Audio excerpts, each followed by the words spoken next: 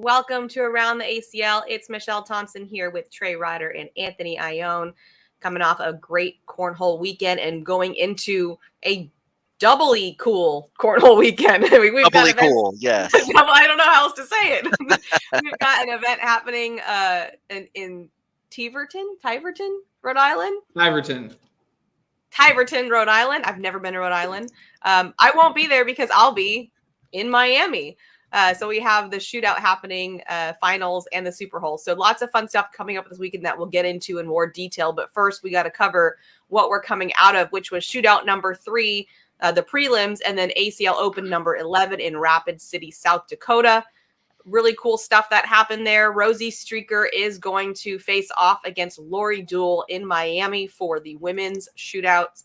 For doubles, the guys, Matt and Brett Guy, get it done versus Jeremy Frazier and Noah Almanza. Noah Almanza needing that win badly. Yeah. And then men's singles, Jimmy Humans versus Tony Smith. That should be a really fun, entertaining game to watch. So that's going to be what you're going to see out there in Miami. And then our open doubles champions were also Matt and Brett Guy. So great weekend for them. And finally, Hunter Thorne takes his, is it first title? Trey? Let's go. Yeah, yes. Very first title for Hunter Thorne. And I couldn't help but think back to the beginning of this season when we were all questioning Noah Wooten for choosing Hunter Thorne as his partner. And Noah said, "You don't know." And he was right. He was right. Right. So big congratulations to Hunter. I know how badly he wanted that. He kept posting on Facebook about how he doesn't finish. So there it is. You finished. You got your title. So happy for him. But Trey, why don't you get started with the shootouts first and give us your thoughts? Yeah, I mean, is Matt Guy on a heater or what? Yes. I mean, the guy who couldn't figure out the shootout seems to have figured them out, right? I think it's funny. We talk about reflection. We go back on it, but like if you think about it, you have,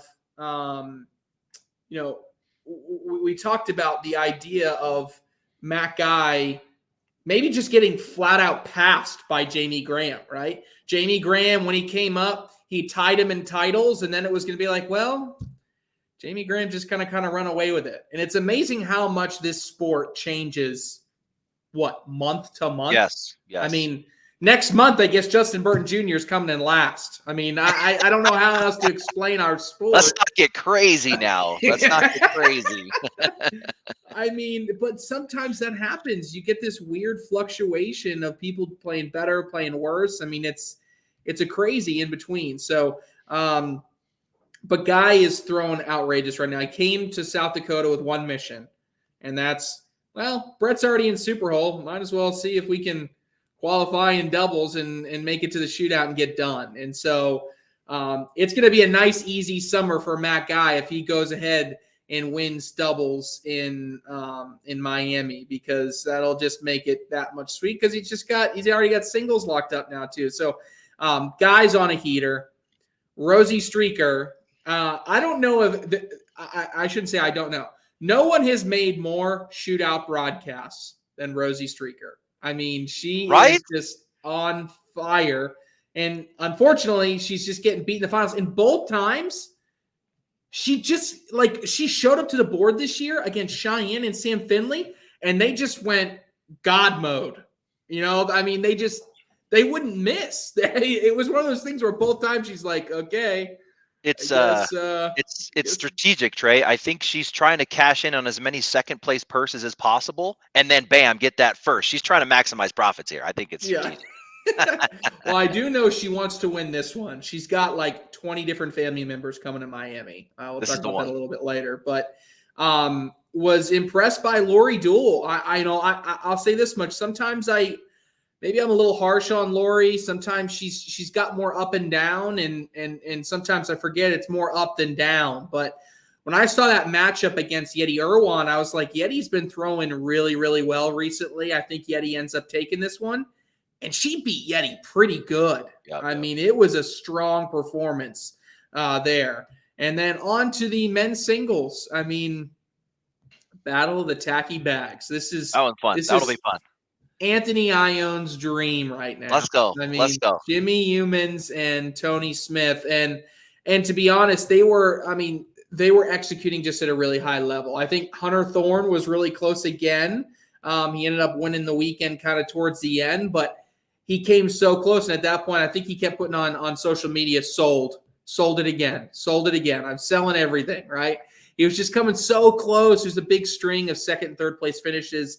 I think he's throwing really, really well right now. And I think you could argue he's a top 10 player at the moment based on the consistency in which he's throwing. It's a great point, Michelle, that we were all like, uh-oh, I don't think this is very smart. Now it's like, well, Hunter Thorne, should he be pairing with somebody else? I mean, I don't know how Noah Wooten's been. I mean, that's kind of in jest, but Noah's been playing just fine, some tough breaks. But overall, I mean, the story for me on the weekend was just, the guys coming through. They came in with one job. It was a last-minute decision, and they got it done.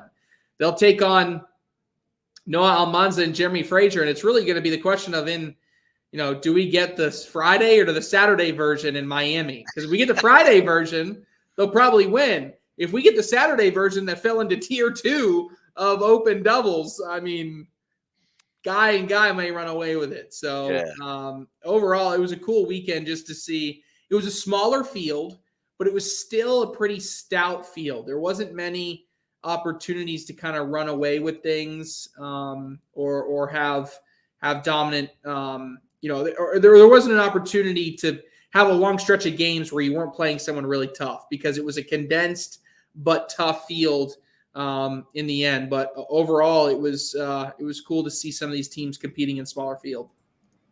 Absolutely. Anthony, what do you have to add?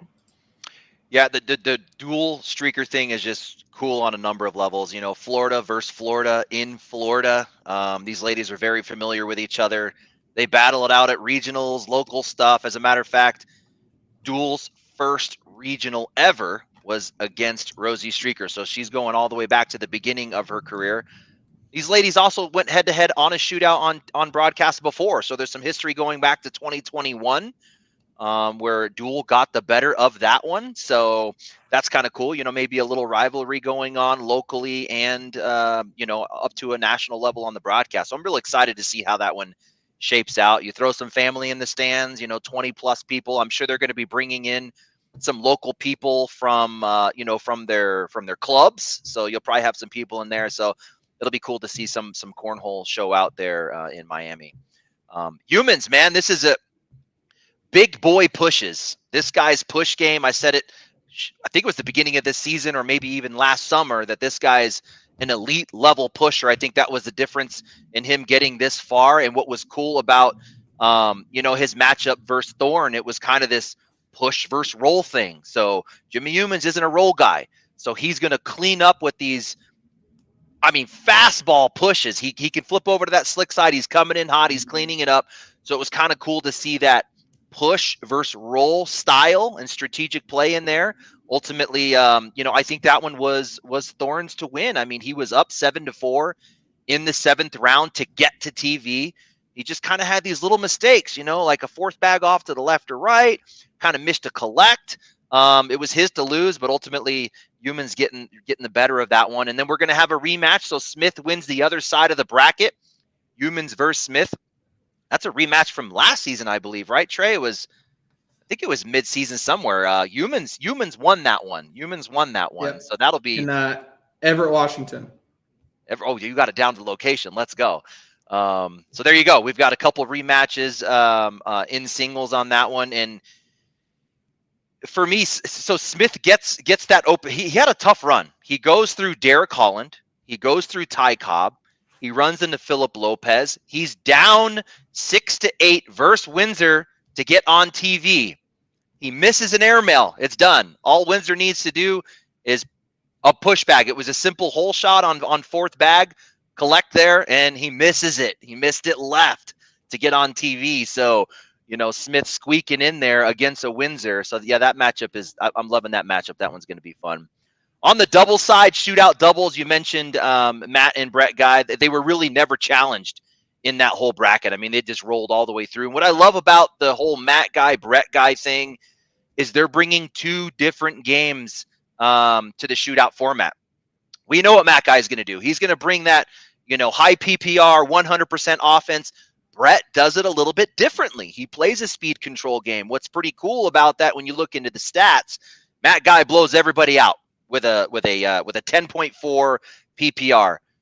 Brett Guy was a sub 9. He was a high 8.9, but he outscored his opponent more than Matt Guy.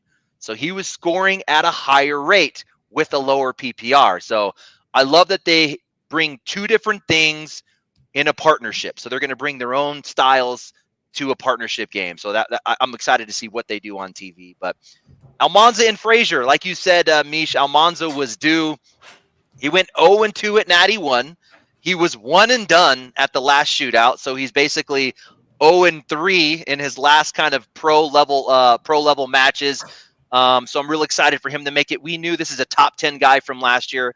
He wasn't going to stay quiet. It was just a matter of time for him to figure out what was going on. Maybe he ran into some tough matches, but he gets it. He gets there. And then Jeremy Frazier, another name we've been talking about for a while. We, Hunter Thorne, a good case. Second pace. We talk about Thorne. He gets the win. I think Jeremy Frazier is another one of those names where we've been kind of talking about him more and more. Maybe even a Carson Getty. He's kind of showing a little signs of a guy that could break out. So I think that that's foreshadowed on who's going to come up next. Jeremy Frazier, I can't figure out why. When you talk to the guy, he says, I'm not playing any more than I normally play. I'm not practicing more than I've always practiced. So I'm like, well, how the heck are you throwing like this? How is your game elevating without more work? So he doesn't know. So that's going to be an exciting one. And they had a tough run. They didn't have an easy run. They went through Rawls and Birchfield, a top 4 team from last year. They went through Humans and Smith, who ended up in the singles final. So a tough run for them to get to TV, well-deserved, and they earned it. I mentioned Blaine Rozier last week, talking about him working hard, throwing against some of the best players in the world, constantly throwing with Hamilton, constantly throwing with Rawls, and it showed. I thought he did really, really good this weekend. My hot take was that Blaine, Rozier, and Hamilton were going to win doubles in the shootout. Came up 1 win short of doing that, and they took down some big teams. They took down Thorne, Ryan, Nico Morellis, Hissner, and it wasn't Hamilton doing the work. Check this out. Blaine Rozier outscored Hunter Thorne 13-6 in their match, and then he outscored Nico Morellis 16-2 in their match. So the win's really coming from Blaine Rozier's side of the board. He was throwing fire in that shootout. Pretty crazy, Meesh? Blaine Rozier. That is crazy when you dig into those stats more. It really does kind of make you look at that person differently when they have a really powerful partner on the other side. And you kind of think, oh yeah, well, yeah, Fisher Hamilton. So yeah, he carried carried Rozier. Not the case. Not the case. Very cool. Moving into the doubles, or the open side of things. It was not without its drama. Trey, I know you wanted to address a little bit of the drama that we saw happen over the weekend, including Trevor Brooks. So what do you want to mention about that? Yeah, it was a little bit of chaos on the boards. There was some plenty of smack talk, but I know a lot of things on social media went a little bit crazy. But so there's plenty of smack talk, but and the videos are all over the place between Trevor Brooks and a spectator. And at least from an ACL's perspective, I wanted to just put it out there that smack talk is acceptable and smack talk is okay as long as it's reined in. What's not acceptable and what is a punishable offense and what will be a punishable offense is when you're told to cool your jets and then you proceed to berate and lash out and verbally abuse a staff member. Doesn't work. So I just wanted to make that explicitly clear that whatever comes over the next couple of days and what comes out there and what happens is not a reflection of friendly banter or smack talk between two individuals. And I would even argue that the individual that's, if you're a spectator and you're at an event, you shouldn't be trying to get into it with a pro player. I don't agree with that in that instigation whatsoever. But if Anthony walks up to me and instigates me in an event and a staff member pulls us apart, it's my responsibility to deal with whatever happens after that point. And what happens after that point is sometimes more important than what happens in the middle of it. So That's all I wanted to say. We'll keep it brief. The weekend had some great cornhole, and I don't want to harp on any of that. And drama gets. And then there was a rules. Fisher Hamilton stepping over the middle of the line, and by the book, it's what the ruling was and everything like that. But and on the rule book side of things, there'll be some things that we can review in the off season to get a little bit cleaner and a little bit crisper for people. But I don't want to harp too much on drama. The show isn't for drama. There's some other shows that get at drama. We'll on that for now. Absolutely. Anthony, anything else to add to what happened in the open side of the event? Yeah, just back to Hunter Thorne. He takes down singles. And I rewind about a year and a half ago, maybe we were on the show, really when we kind of just first started the show, as I think when we were talking about it, Thorne was all wrapped up in tape, and he was healing an elbow. The dude was throwing 35 hours a week. I asked him, I said, hey, how's that elbow doing? How much are you throwing? 35 hours a week. And that was a year and a half ago. Look at how that work has paid off. This guy is breaking into a top 20, maybe a top teen player right now, winning an Open. So the hard work for him paying off. He's got all the shots. He's got the roll game. I think he has a legit airmail to go with it, and he has what every dirty player needs to have. If you think you're a dirty player out there because you got a great roll, you have got to be able to flip that bag over to the slick side, and you have to be able to push and collect to be an elite level dirty player, and he can do all of that. On the double side, a really tough bracket in the top right of bracket A. Kind of unfortunate how it laid out. You've got, 4 elite players just jammed up there. Alex Rawls, Trey Birchfield, Alec Ryan, and Ryan Wiedenfield, all in the same top 4 quadrant. Somebody's going 1 and 2. So that's going to be Alex Rawls. Takes a loss to Birchfield 22-16. And then Wiedenfield drops down. He has to go through Wiedenfield. So Wiedenfield gets him.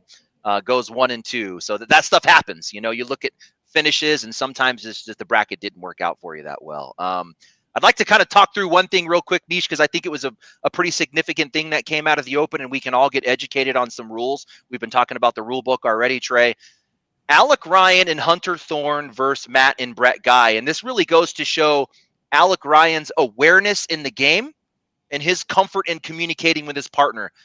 This guy has a high IQ, and he's into the game. He's paying attention to everything, and everything matters. And we actually see that on the opposite side when I get to that piece there. But the score was crap. I can't remember what the score was, but Ryan had 2 bags in, 2 on the board, so he's sitting 8. Throws this last bag, right? He's done throwing bags. Hunter Thorne begins to go and pick up bags. Matt Guy is standing right next to Alec Ryan. Still has his bag in his hand. So there's a last bag in the round. Thorne goes down to pick up bags. As soon as Alec Ryan threw his bag, Thorne started to make a move. Immediately he said, whoa, whoa, whoa, whoa, whoa, whoa, whoa. Kind of caught Thorne's attention, saying, don't touch the bags. So to kind of go through the rule of that, because it's significant, and it played out later in a Bernasette-Brooks matchup. I'm not sure if you saw that one, Trey. But if we kind of just go through the rules real quick, it's really simple. There's only 2 scenarios. And Trey, correct me if I'm wrong, because I haven't really talked through this rule before. There's 2 scenarios. One scenario covers everything but one condition. First of all, when you touch a bag on the board, the round's over. You're scoring the round. There's no more play. And the team that's not being penalized, the team that did not touch the bag, just think 12 points. You're getting 12 points unless there's a bag on the floor. If there's a bag in your hand, if there's a bag on the board, if there's a bag in the hole, you get 3 points for every one of those bags. So as long as there's nothing on the floor, you get a 12. Then it goes to the scoring of your opponent. You only get credit for bags in the hole. So in this case, Alec Ryan had 2 bags in the hole. He's only getting a 6. The bags on the board do not count. If he had bags in his hand, they do not count. So in this case, where he caught Thorne from touching the bags, he saved them big points in that round. And it was in the 4th round there, and they were actually only up or down 2-0. So it was a big stop.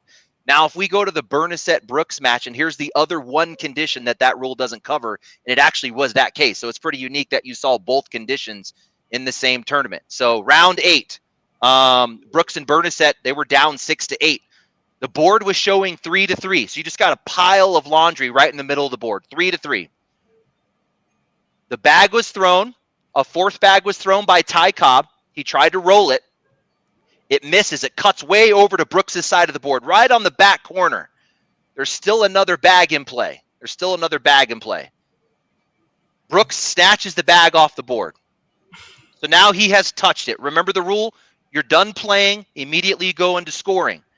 But this is the one case where it's different. There's one bag left in the round, and Steven Bernasette, his partner, has that bag in hand. So you actually score the round as is, right, Trey? Because it's the penalized team has one bag left. So you score the round as is. So in that case, it was a 4-3. They only gave up one. But if Ty Cobb still had a bag in his hand, it could have been detrimental. It could have been like a 12-3 or something like that, where you're giving up 9 points. So did you want to add anything to that, Trey? Because it was interesting to see both touch conditions in the same tournament. Yeah. The moral of the story, don't touch the bags. Don't touch the bags. It gets really complicated.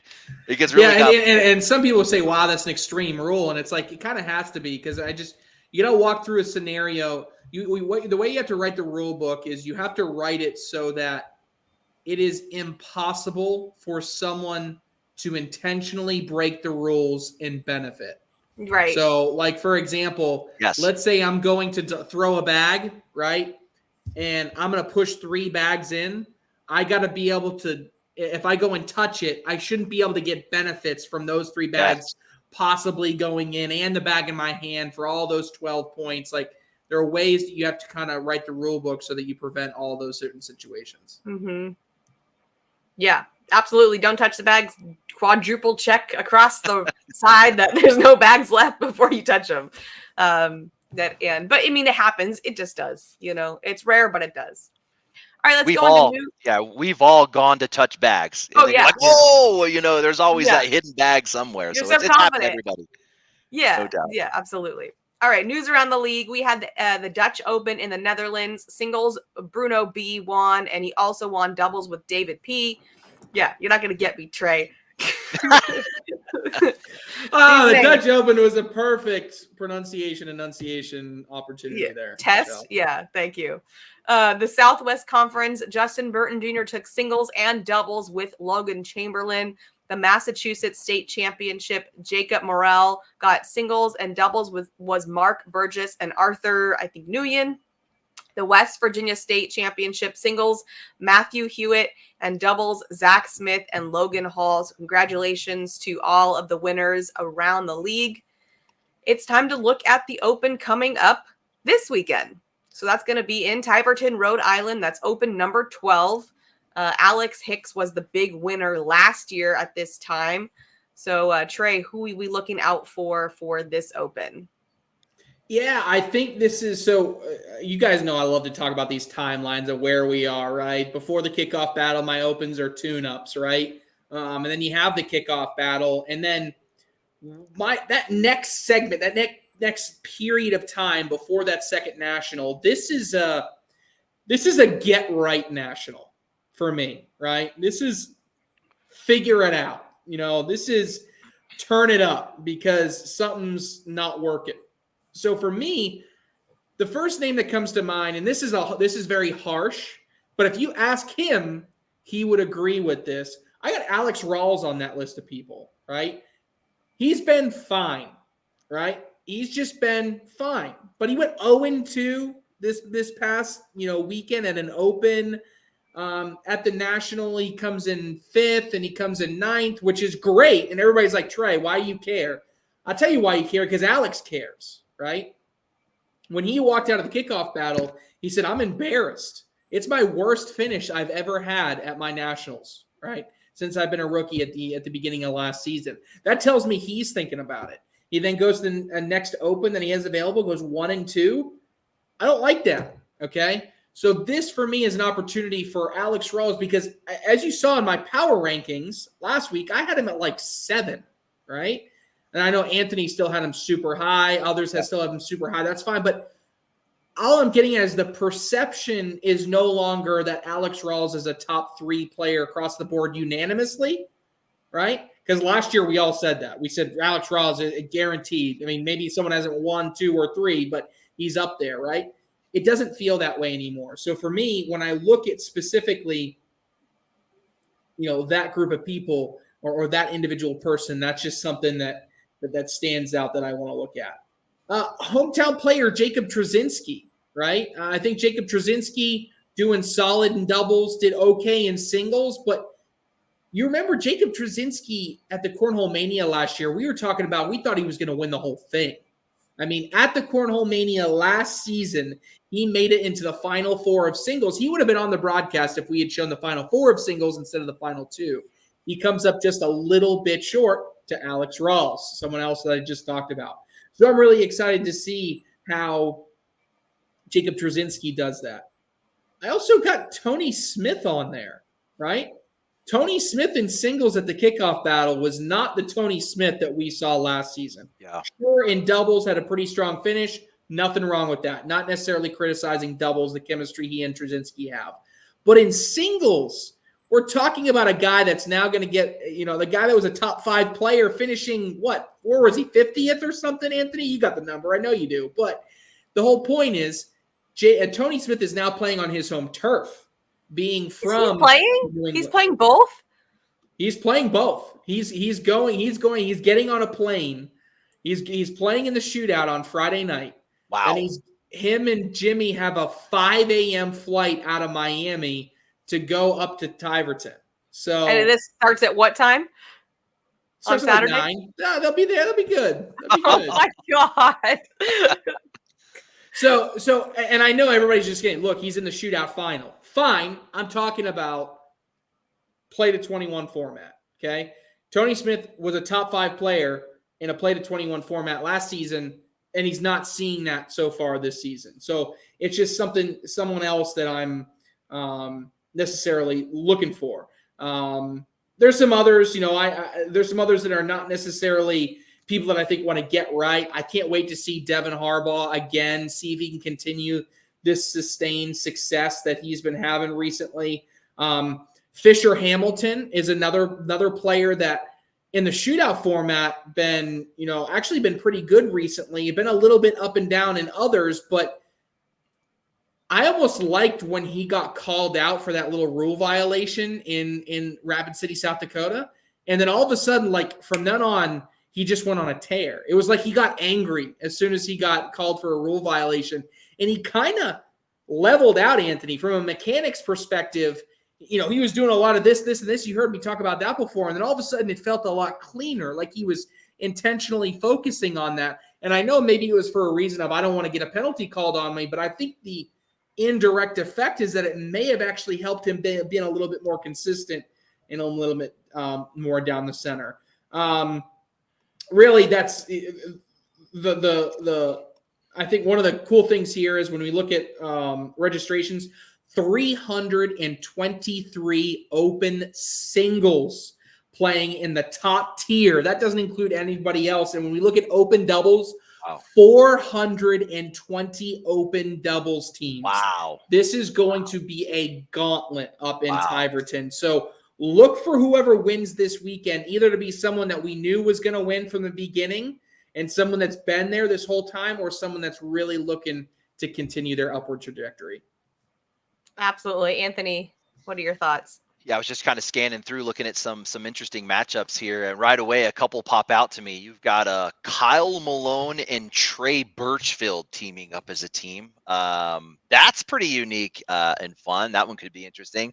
I love this one here. Ryan Smith and Braden Wilson. We talked about Braden Wilson last week, the 10-year-old. He's 11 now, almost won an Open at 10. He had to get through Alex Hicks. It had a crazy battle. It was like 20-21. Very similar plays, obviously, same bag types. That would be cool to see those guys go deep. Jimmy Humans and Mark Richards. That's different. Is that real? That does seem odd. Yeah, that does seem odd, right? But I think it is real because he said that's why I'm going and making sure I'm getting back for the Open. Oh yes. What are they throwing? Because you can't get Jimmy Humans to throw a faster bag. They could probably go to like a Surefire. Didn't this duo play together once last year as well? Did they play in Everett, Washington again? I'm gonna go look that up. I think they won in Everett, Washington. Okay, you keep going, Anthony. I'm gonna fact check myself. Was that the tournament where Tony Smith was going to you to switch bags every time? Yes, that was the tournament. I think you're right. I think you're right then. I think you're right. Yeah, that'll be a fun one there. Nico Morellis and Austin Schlobaum are going to be teaming up. Obviously, Nico Morellis, the breakout. I call him the A player in that matchup, although Schlobaum has been shown. You right? You were right, Trey? Jimmy Humans and Mark Richards won in Everett, Washington last year. The same. There you go. Oh, whoa, this is all coming together. Jimmy Run Humans. it back. This is all music to Jimmy Humans' ears. Last year in Everett, Washington, Jimmy Humans did two things. He beat Tony Smith in the Shootout final on TV. No, he didn't. And he won the Open with Mark Richards. So this is Jimmy Humans has to win this weekend. He's going for a repeat. My picks. Everybody change your picks. Jimmy Humans winning the entire weekend. Wow, that is a crazy coincidence. I love that. But yeah, that is awesome. On the single side, I mean, if we look to last year about this time, Mark Richards was already racking up a bunch of wins, a bunch of ACL titles. Nothing really yet, although he's always right there. I think Mark Richards is due. I don't think he's a worse player than last year. I think he's a better player than last year, but the talent is deeper. So from a singles perspective, Meesh, man, Mark Richards is definitely due to break out and win something. I couldn't agree more. Also happening this weekend, like I mentioned, is the finals for the Shootout and the SuperHole. Our Shootout finalists we did mention before, but the SuperHole, we're going to have Marisol Patton from The Real Housewives teaming up with Whitney Martinez, Food God, food TV expert, and Ashton Spees, Vinny G from Jersey Shore and Jeremy Schermerhorn, and Charlotte Flair, who's a WWE lady, and Brett Guy. That's a fun one because I don't know if everybody knows how big of a WWE fan Brett Guy is, but he definitely dabbles in that world. So that's going to be really cool for him. What do you think, Trey?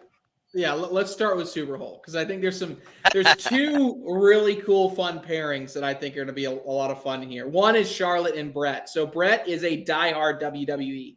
Yes. Charlotte Flair, the queen of WWE. That is her nickname. She's the daughter of Ric Flair, but she is one of these superstars on the female side for WWE.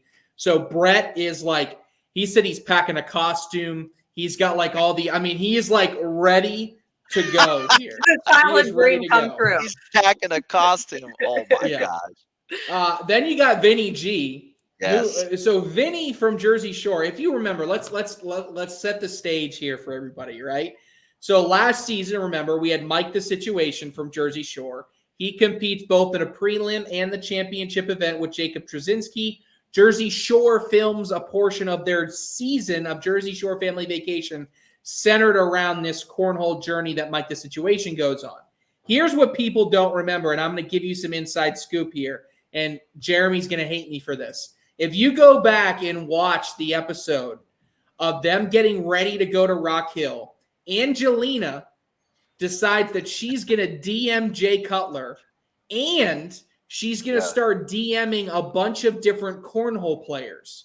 Well, one of the cornhole players that she DM'd was Jeremy Schermerhorn, because Jeremy Schermerhorn, yes, had just won the USA Cornhole National Championship. So he was kind of on the face of everything.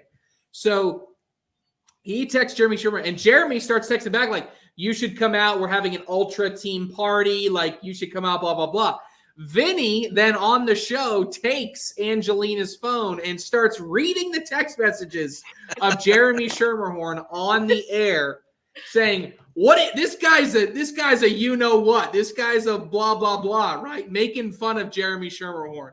So when the ACL staff sat down and said Vinny's coming to play, we got to put him with Jeremy Schermerhorn. There's no other option for him to play with. And when he's already a Jersey Shore star.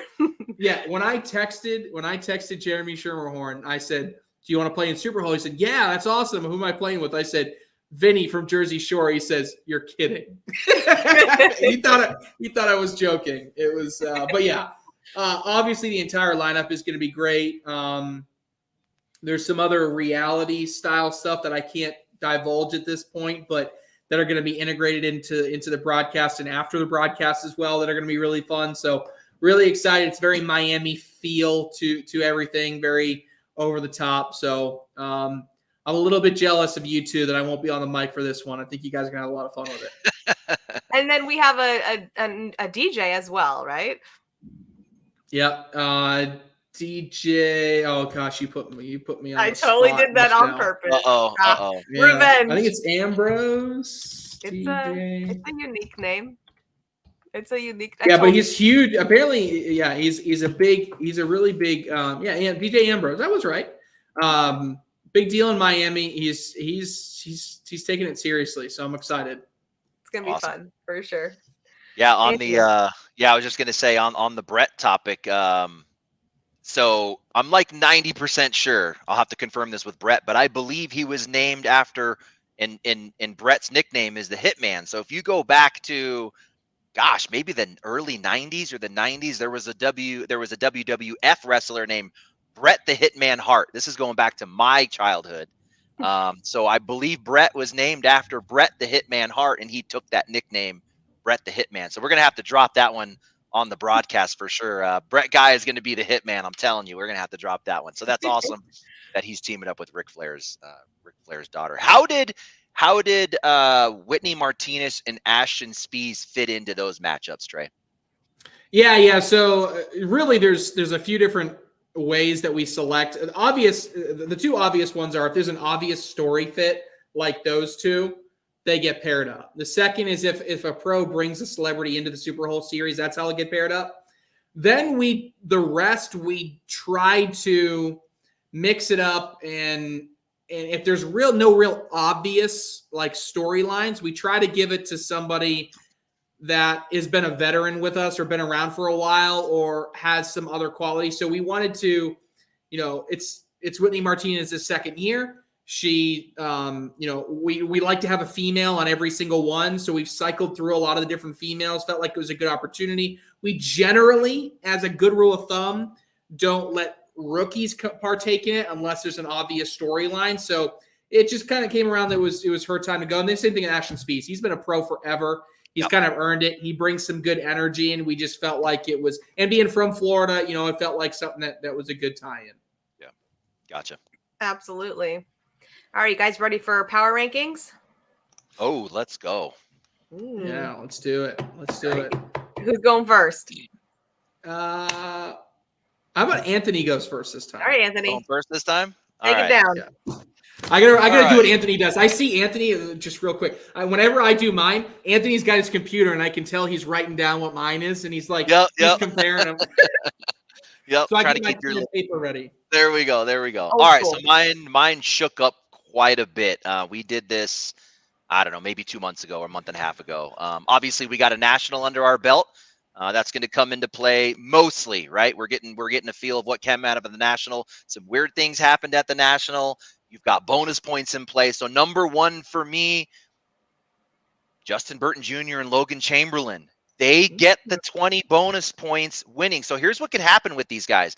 These guys could take last place at the next national. You get to drop your worst. They could come into National 3 and take like 20-something.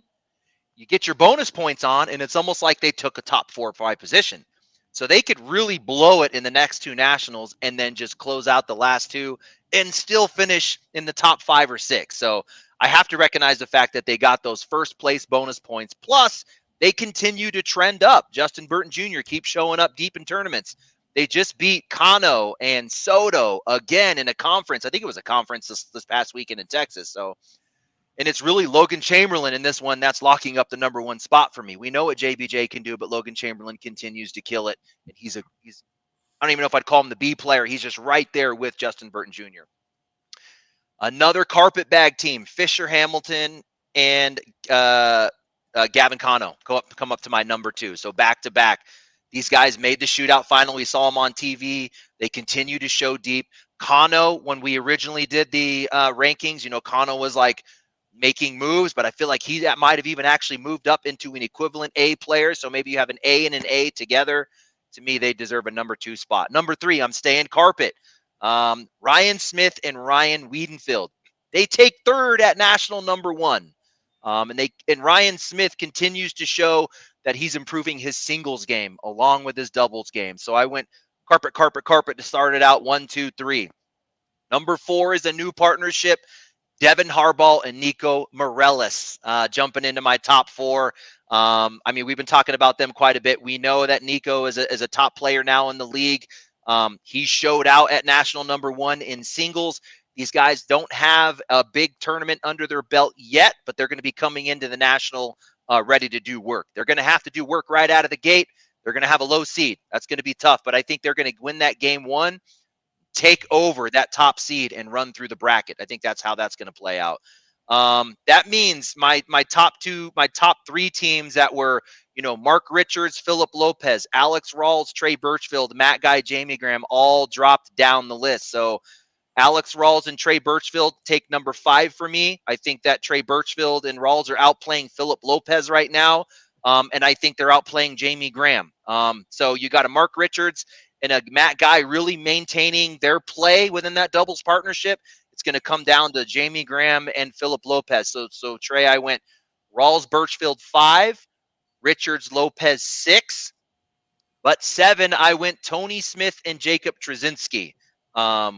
They both did. Well, Trzynski showed out in singles at national number 1, and they took 9th at national. They're currently ranked 9th right now. So I think they're going to be a great team this year. That means Matt Guy and Jamie Graham jumped all the way down to my number 8. And it's just because of the unknowns we have with Jamie Graham. We're seeing Matt Guy evolve his game. He's figuring out the shootouts. He's still doing what he does. It's going to come down to Jamie Graham if they're going to maintain a top 10 position. Joe Niestad and Jeremy Schermerhorn were my number 10 last time. They move up to number 9. They had those second place bonus points. Can they do that again, though, is really where what we need to see. If they come out at national number 1 and have another top 5 finish, I think they jump way up my list. I just got to see them do that again, specifically Jeremy Schermerhorn, right? We know Joe Niestad is going to be elite level, whether it's singles or doubles. Jeremy Schermerhorn really needs to pull out another one. And number 10 was tough. I actually wasn't going to put them in my top 10. The only reason they're still in my top 10 is they took 5th at national, or they're currently ranked 5th, which kind of blows my mind a little bit. Eric Zockline and Tanner Halbert pulled a 10 spot, which means no world champs. Jay Rubin, Jordan Power, they're my 12. Alex Hicks and Ryan Windsor fell out of my list. Wooten and Thorne are right outside the list. Humans Malone right outside the list. What do you think, Trey? I'm looking at your... Malone was 14th on your list. Yeah, man, it's tough. It's tough. Wow. Wow. That shocks me. And nothing you said shocked me until except that one. Yep. Wow. That is... I'll let you finish up your thoughts, and I'll add mine. Only because Zockline and God, this one was really hard for me, but they came out and they killed it at national number 1, which surprised me. I don't know. How do you take a top 5 team right now in the world and not put them at number 10 when they've shown that history? I'm on the. It's tough. It's a tough one. I'm gonna blow your mind, but I got Zockline and Halbert in mine. Oh, you do? Okay. Okay. So I'm not fighting you on Zockline and Halbert. Okay. It's a thing. Okay. So what do you got? We'll go through mine. I was kind of opposite to you, and I'm kind of opposite of what I did in singles, which and I'll explain what I mean by that. Opposite meaning in singles, I was very trendy, right? I was very much like, who's good right this second is who's at the top of my power rankings, which I remember surprised you a little bit. Yes. Here, I was kind of the opposite because in doubles, I tend to see teams over the long term stay true to how good they really are. There might be a little bit of fluctuation, but in general, we see more fluctuation in singles. So that's the logic to here. So right now, that tells me you're not going to have Turpin and Franklin in your top 10. No, I don't. Oh. I have them just outside. Just outside, right? But Dylan Turpin was in my top 10 in singles. Yep. So I'm not discrediting Turpin. It's more I want to see more from Franklin. Yep. So number 1, I have Mark Richards and Philip Lopez. I understand that there are some issues with Philip Lopez right now, and we're not seeing the same consistent player. I'm putting them there for the last time because I just know that when they show up, they didn't play well at the kickoff battle, and they came in 5th. For a team to not play that well and finish 5th is stupid. right? They're just a really, really good team. Number two, I have Birchfield and Rawls. Same type of logic. Again, you push them down, I'm giving them one last-ditch effort. I got Birchfield and Rawls up there. I think they're good. Now, I'm not very consistent, and I'll talk about that in a second. Number three, the exact same as you, Ryan Wiedenfeld, Ryan Smith. Finished top four, the kickoff battle. They already won a shootout. They finished top five, top four in a national event. They're up there. Number four, I have Kano and Hamilton. Okay, so your number two was my number four. We expected it for Fisher Hamilton. Kano is now exceeding my expectations, which says a lot. The kid is really, really good. I have Jimmy Humans and Kyle Malone at 5. Anthony's got him at 300 at the back of the line. They're trying to get in. They're sold out at the movie theater to try to buy a ticket at Anthony's show. I got him at 5th. All right. So, they finished 5th. They had to get double dipped in order to get past. Kyle Malone, like 4 weeks ago, we're talking about maybe the best player in the world going into the national, and Jimmy Humans just made the final of a shootout. I don't know what more you want, Anthony. What more do you want out of these guys? I just feel like I get inconsistency out of Humans. He's a 27 guy, he's an 11 guy. So I just don't know what to get. He just doesn't have that consistency that Malone has. My next one, just like Mark Richards and Philip Lopez, this is the last time I'm giving them any benefit of the doubt. I have Justin Burton Jr. and Logan Chamberlain at 6, and this is the last time I will doubt in any way, shape, or form Logan Chamberlain. If he does it again, he is cemented, and they're a permanent top 3 team for the rest of the season. I got him at 6 only for that reason. I need to see it one more time. I got Joe Niestedt and Jeremy Schermerhorn at 7. Right? Joe Niestedt, elite player. He's top 5 in my power rankings. I'm a little bit worried about Jeremy Schermerhorn, but at the same time, they proved they can get all the way to a Final 2 at a national. So for that, they deserve to be that high. I have Halbert and Zockline at 8. Okay, wow. Same reason you do. I look at Zockline sometimes and I say, I don't love what I'm seeing, but they produce. And they continuously at these national events have top 10 finishes. And for that, they deserve to stay in the top 10 until they prove otherwise. I went all the way to number 9 for Jamie Graham and Matt Guy. Yep.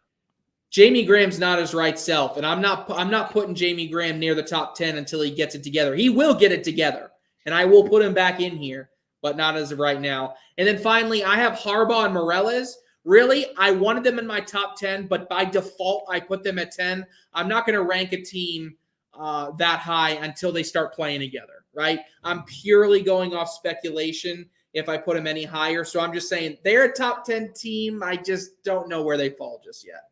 So I think we were close 8 out of 10. You didn't have Tony Smith or Jacob Trzynski. They didn't get the nod, right?